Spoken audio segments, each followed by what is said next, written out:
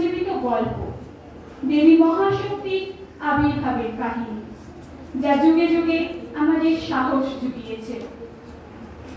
কৈলাসের নিস্তব্ধতা থেকে শুরু হবে সেই যাত্রা। দেবী দুর্গার নানা রূপের মহিমা এবং শক্তির স্মরণে আমরা এগিয়ে যাব, যেখানে দেবী কেবল দূরের পূজার প্রতিমা নন, তিনি আমাদের অন্তরের সাহস, আমাদের রক্ষা কবচ, আমাদের আলো।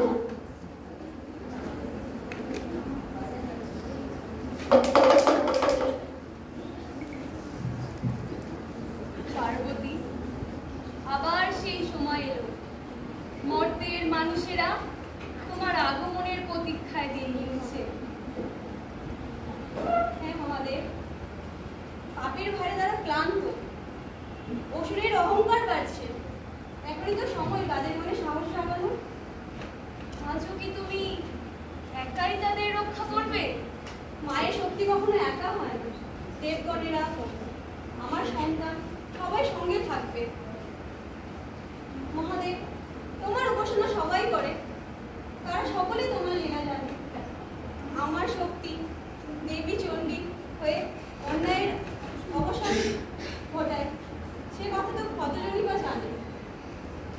কবি সত্য বটে, মানুষের দৃষ্টি প্রায়শই শান্ত রূপে স্থির হয়, তেজস্বী তা আড়ালেই থাকে। আজ সময় এসেছে তোমার গৌরবের কাহিনী প্রকাশের। তুমি কিভাবে প্রকাশ পাবে সে লীলা? কে জানাবে আমার দেবী রূপের মাহাত্ম্য? তবে শোনো পিয়া, কলিঙ্গের রাজা স্বপ্নে তোমার দর্শন পাবে। তার মনে তোমার আদেশ জাগ্রত করো, সে তোমার নামে মন্দির স্থাপনা করবে, ভক্তদের পূজার আসন দেবে। আর ইন্দ্রপুত্র নীলাম্বর শাপগ্রস্ত হয়ে মর্তে কালকেতু রূপে জন্ম নেবে। তার জীবনের আখ্যানে ফুটে উঠবে তোমার চণ্ডী রূপের লীলা। তবে তাই হবে মহাদেব।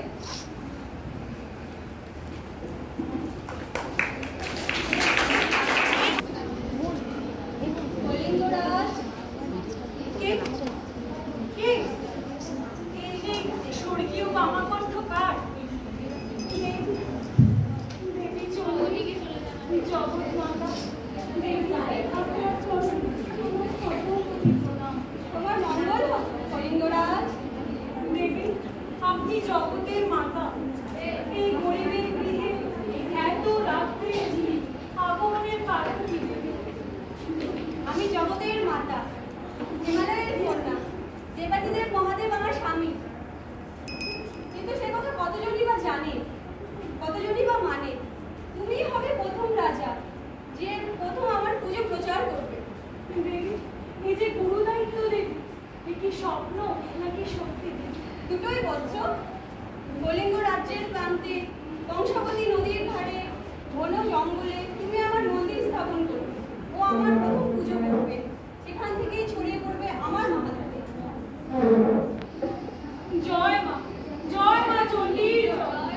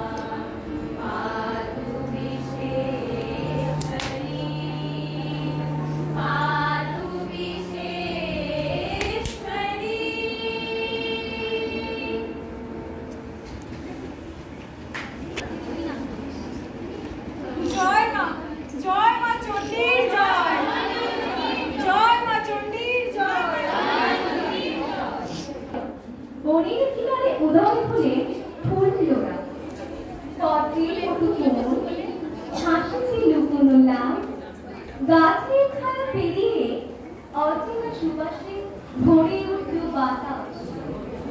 দুজনের দৃষ্টি নিল এক মুহূর্তে, মন যেন থেমে গেল।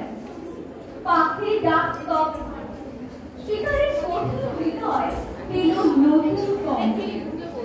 কুমারীর অন্তরে জ্বলে উঠল আনন্দ।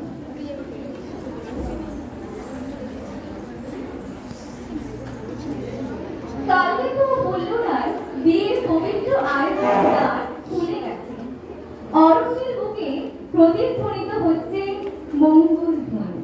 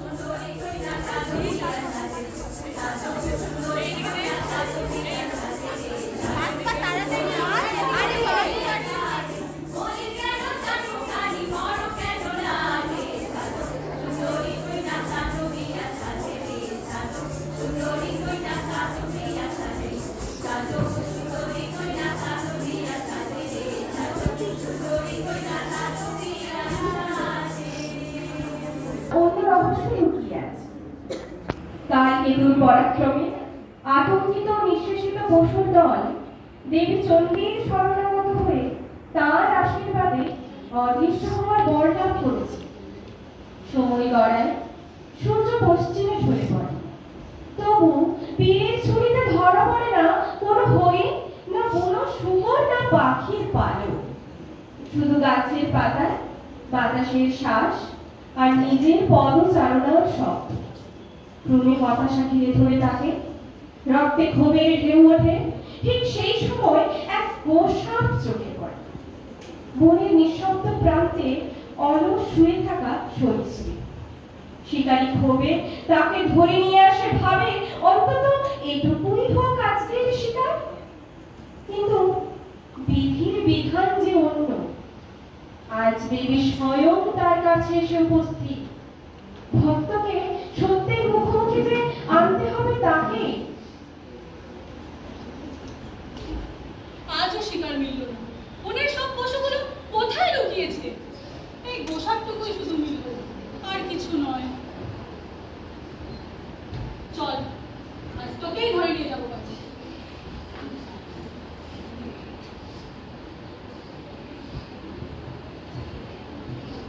থাক পড়ে তুই ওখানে।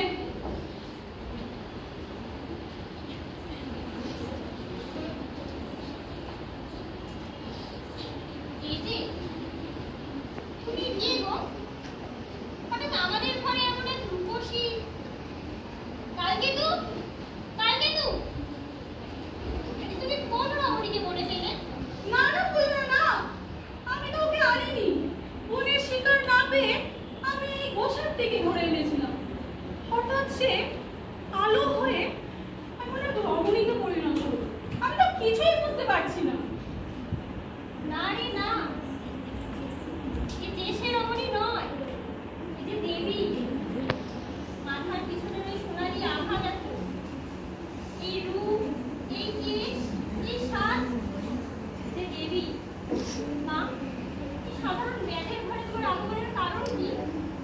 মা, আমরা সামান্য ব্যাগ, অজ্ঞ, আমাদেরকে ক্ষমা করে দাও মা। পেটের জ্বালায় তোমাকে ধরে এনেছি মা, আমাদেরকে ক্ষমা করে দাও। মা, তুমি কে মা? তোরা জানতে চাস আমি কে? হ্যাঁ মা। আমিই চণ্ডী, আমিই দুর্গা, মহিষাসুরমর্দিনী, জগতের জননী মহিষাসুরমর্দিনী।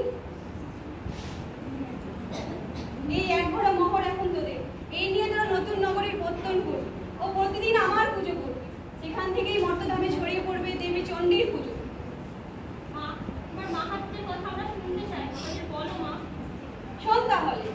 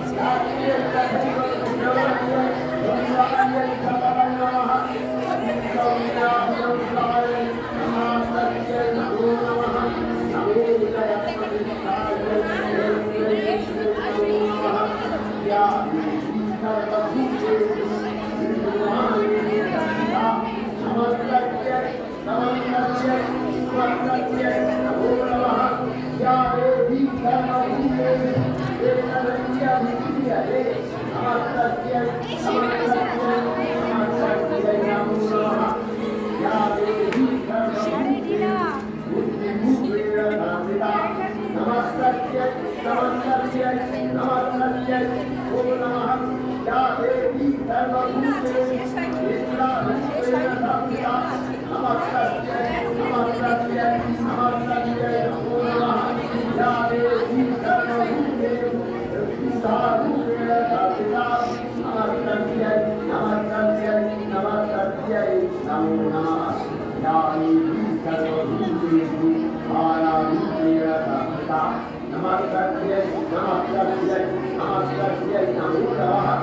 সেখানে এক ভূত বণিক ভান্ত নিজের বুদ্ধির ঝলকে তিনি নগরের রাজকোষ এবং বন্যাক্লিষ্ট সাধারণ মানুষের থেকে অন্যায়ভাবে রাজস্ব আদায় করতে শুরু করলেন।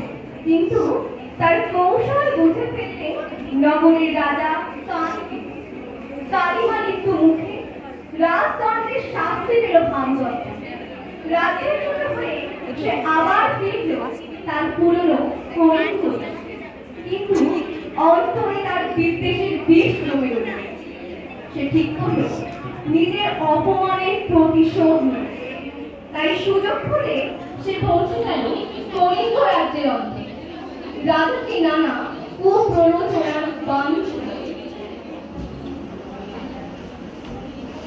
জয় হোক মহারাজ, 7 সমুদ্র পেরিয়ে বণিকেরা আপনার উদারতার প্রশংসা করে। তবে রাজ্যের গহন বণিক যে নতুন শক্তির উদ্ধার করেছে সে কথা কি আপনি জানেন?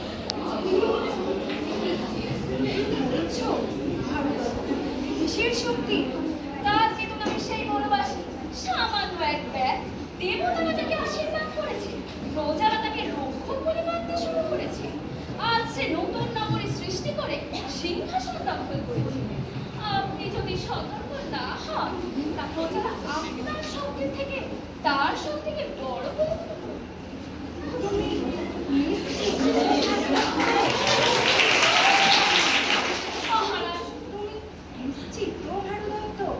আমি তো শুনেছি সে গৃহস্থের মতো বসবাস করছে, স্ত্রীর সঙ্গে সুখে আছে। মহারাজ, আমি সামান্য এক বণিক, কাজের সূত্রে ব্যবসার কাজে গ্রামাঞ্চলে ঘুরে বেড়ায়।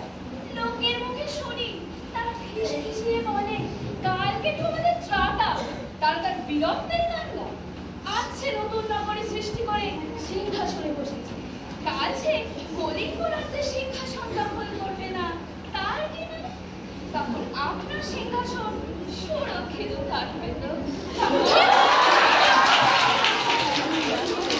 তোমার কথা উপেক্ষা করা চলে না ভারত। প্রমাণ ছাড়া পদক্ষেপ নিলে প্রজাদের রোষ আরো জাগবে। প্রমাণ পাবেন মহারাজ, সামান্য নজরদারি তো যথেষ্ট। প্রমাণ পাবেন। মেলার আড়ালে সে অস্ত্র তুলে নিয়েছে, প্রজা জড়ো করেছে। কি এত বড় আস্পর্ধাবে সামান্য ব্যাধে? না, আর নয়। রাজ্য রক্ষার খাতিরে আমি যুদ্ধ ঘোষণা করছি। সেনাপতি!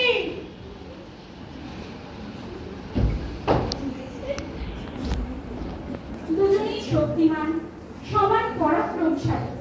দেবীর শক্তি তাদের উভয়কেই অদম্য করে তুলেছিল।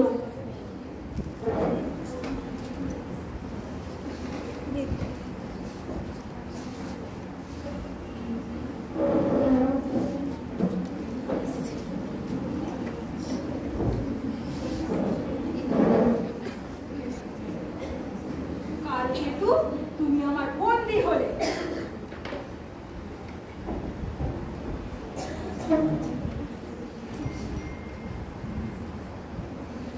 একা বসে আছে বীর কার্তিক, হাতে এখনো যুদ্ধের ক্ষতের দাগ।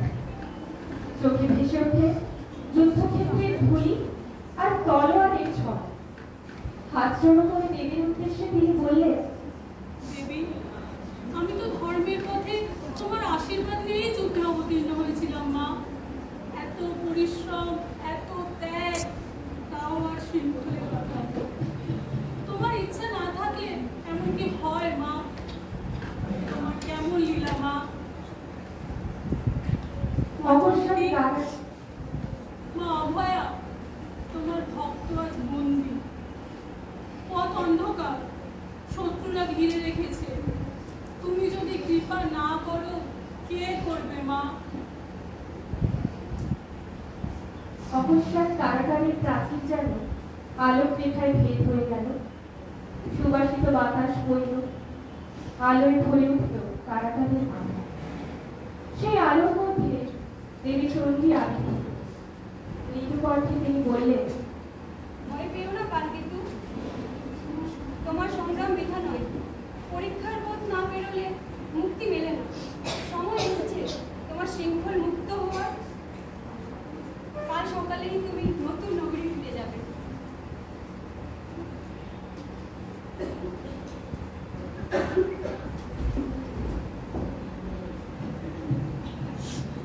কণ্ঠে বজ্রের মতো শব্দ, হাতে রক্তাভ ত্রিশূল, তিনি ধীরে ধীরে এগিয়ে এসে গর্জন করলেন, হে কলিঙ্গরাজ, তুমি অন্যায় করেছো। তুমি নিরপরাধ ভক্তকে কারাগারে বন্ধ করেছো। বীরের গৌরব রক্ষা করা আমার কাজ। তুমি অন্যায় করেছো। দেবী, ভুল হয়ে গেছে আমার, অজ্ঞানে পাপ করেছি। কালকে তো তোমার পুত্র সদৃশ ভক্ত মা, আমি তা বুঝিনি মা, আমায় ক্ষমা করে দাও মা।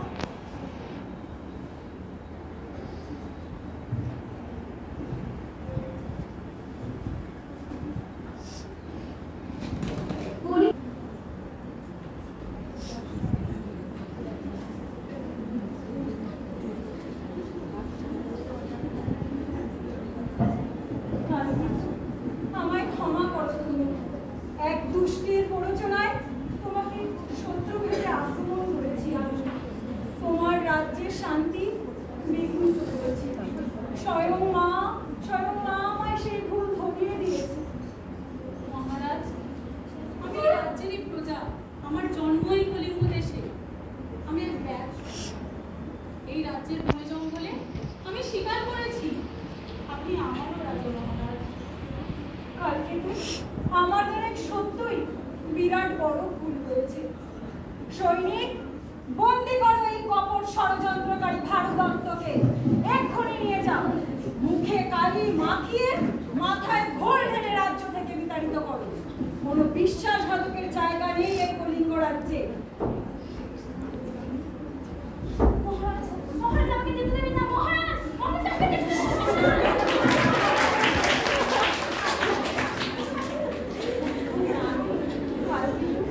আমি তোমায় অনেক রত্ন প্রদান করব, তা দিয়ে তুমি মাতৃ সেবা করো। তুমি, আমরা একত্রে এই মর্তধামে মায়ের পূজার প্রচার করব। জয় মা চণ্ডীর জয়। জয় মা চণ্ডীর জয়। জয় মা চণ্ডীর জয়। এই আলোয় উদ্ভাসিত হোক এই পৃথিবী, আমাদের মন, আমাদের জীবন।